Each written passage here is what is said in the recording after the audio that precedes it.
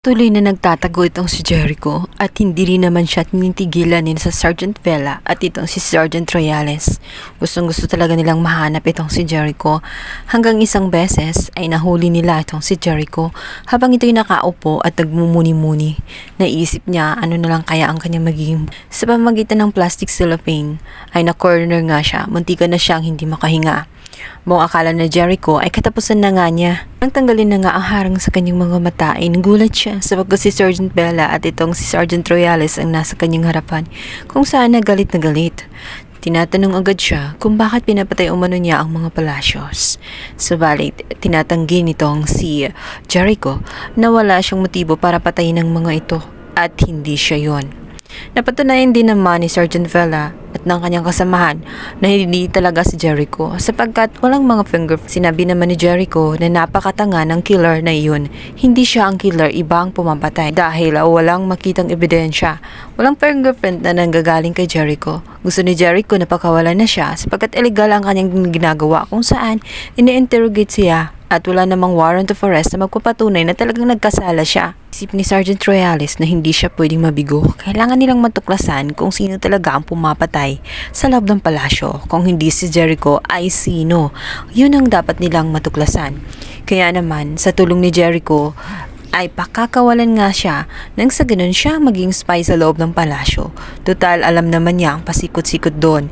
Kailangan nilang alam at kailangan nilang matuklasan kung sino talaga dahil sa tingin nila ay napakatalino ng killer dahil hindi lamang isa ang pinatay nito, 3 o baka nga 4 o marami pa nang hindi nila namamalayan at hindi nila nakikilala. Kailangan na talaga nilang malaman nang sa ganun ay matigil na kung sino man talaga ang naturang killer na iyon. Sabi Jericho na hindi siya naghahangad ng anumang kayamanan sa palasyo at wala siyang motibo na patayin ang mga ito sapagkat ang hangad lamang niya ay magkaroon ng isang pamilya. Nangungulila siya sa pamilya sapagkat ang kanyang ama ay umalis, bata pa lamang siya at ang kanyang ina naman ay magang namatay kung kaya't sabik siya sa pamilya. Wala siyang ibang motibo at nakita din niya na sa loob ng libingan ng kanyang ama ay wala namang nakitang bangkay kung kaya't naghihinala siya na maaring ang kanyang ama ay buhay pa nga. Yun din ang gusto niyang matuklasan. Itong si Sergeant Villa ay pumapalag sa plano nga nitong si Sergeant Royales. Bakit? Si Jericho ang kanyang gagawing spy. Pagkakatiwalaan ba ito? Gayong siya naman ang pinagbibintangan. Walang matibay na ebidensya.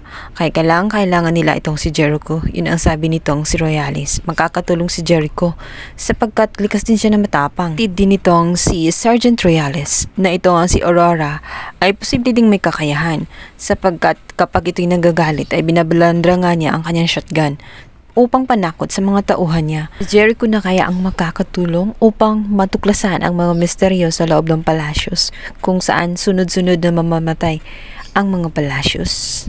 Matutuldo ka na kaya sa oras na malaman na nga nila kung sino ito or mas lalong gugulo lamang dahil matutuklasan nila na mas may kapangyarihan ito at hindi agad-agad makukontrol. Sa kabilang banda, eto namang si Vivian ay napaka-osesera dahil nga sa gusto niyang matuklasan. At sunod ito ng sunod kay Aurora hanggang sa napasok niya ang kanyang secret room. Nahuli siya nitong si Aurora kung saan galit na galit at bakit nang uusisa sa kanyang library.